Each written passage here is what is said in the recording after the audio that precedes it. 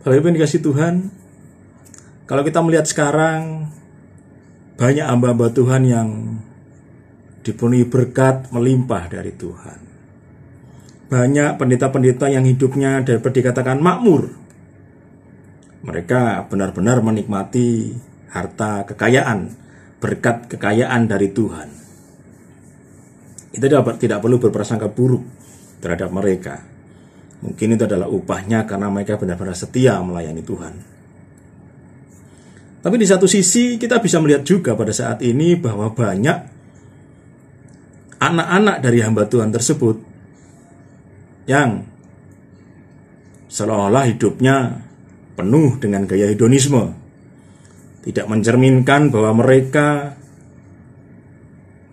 adalah anak-anak hamba Tuhan yang diharapkan mempunyai standar hidup yang lebih dibandingkan umat yang dilayani oleh orang tua mereka. Sebagai anak hamba Tuhan, tentunya mereka juga punya tanggung jawab untuk melayani Tuhan seperti orang tua mereka. Ada standar yang seharusnya lebih tinggi dibanding jemaat yang mereka layani. Kejadian ini hampir sama dengan kisah di dalam perjanjian lama dalam kitab 1 Samuel, di mana anak-anak Imam Eli saat itu, Hofni dan Pinehas, juga hidup jauh dari standar keimaman yang ditetapkan oleh Tuhan untuk diikuti oleh keluarga para imam. Hofni dan Pinehas hidup seenaknya sendiri tanpa mereka mau untuk mentaati perintah Tuhan seperti yang tertulis di dalam kitab Taurat Musa. Akibatnya apa? Tuhan menghukum mereka dengan kematian. Bapak Ibu dikasihi Tuhan, sedikit banyak kesalahan dari anak-anak Imam Eli waktu itu. Kesalahan yang dibuat oleh Hofni dan Pinehas itu sedikit banyak adalah tanggung jawab dari Imam Eli. Seolah-olah dia membiarkan anaknya berbuat kesalahan, berbuat dosa, tidak taat kepada firman Tuhan, tidak taat kepada aturan Tuhan, tidak taat kepada aturan hidup sebagai seorang keluarga imam, sebagai keluarga imam. Dan akhirnya mereka mendapatkan akibatnya. Saat ini kita melihat banyak anak-anak dari pendeta, anak-anak hamba Tuhan yang mereka hidupnya juga tanda petik tidak sesuai dengan standar kehidupan anak Tuhan.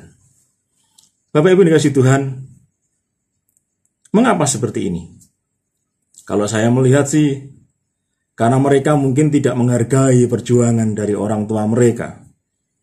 Dan terlebih lagi, mereka tidak menghargai standar hidup sebagai anak dari hamba Tuhan. Banyak mereka yang terpengaruh oleh kehidupan dunia yang mengagungkan harta. Mengagungkan harta duniawi lebih dari aturan hidup dalam firman Tuhan. Banyak mereka yang bertujuan untuk hidup kaya, raya, supaya mereka bisa mendapatkan apa yang mereka inginkan. Bagi mereka standar kehidupan di dalam masa sekarang ini adalah kaya. Lah,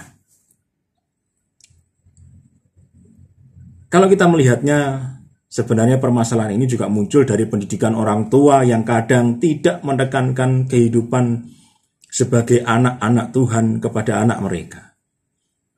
Tidak menekankan bagaimana harus hidup sebagai anak Tuhan di dunia yang semakin permisif ini kepada anak-anak yang menjadi tanggung jawab mereka. Banyak orang tua pada umumnya, terutama yang saya sorot kali ini adalah para hamba Tuhan yang tidak mendidik anaknya untuk hidup sesuai dengan firman Tuhan. Dan akibatnya anak-anak mereka hidup dengan gaya duniawi, hedonisme, mengagungkan kenikmatan duniawi lebih dari segalanya. Meninggalkan firman Tuhan, menganggap firman Tuhan sebagai aturan nomor 2 dalam kehidupan mereka. Bapak Ibu, kaya tidak masalah. Tetapi jika kehidupan kita hanya mengejar kekayaan, lalu di manakah Tuhan dalam kehidupan kita. Orang kaya tidak masalah, tetapi jika kekayaan itu menjadi nomor satu dalam tujuan hidup kita, itu yang membuat kita akan semakin jauh dari Tuhan. Anak-anak Imam Eli, Hofni dan Pinehas, mereka meremehkan kehidupan sebagai seorang anak imam. Tentu mereka juga bisa disebut sebagai imam, calon-calon imam penerus Imam Eli. Akibatnya apa? Tuhan menghukum mereka.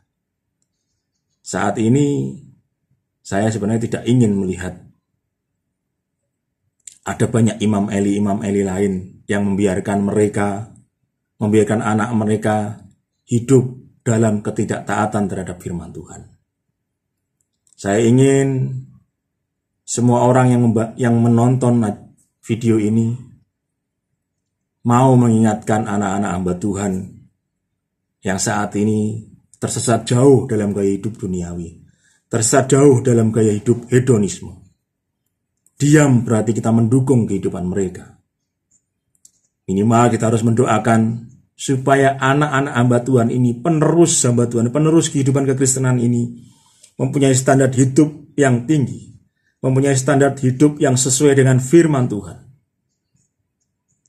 Biarlah kiranya Tuhan menuntun mereka dalam kehidupan yang benar.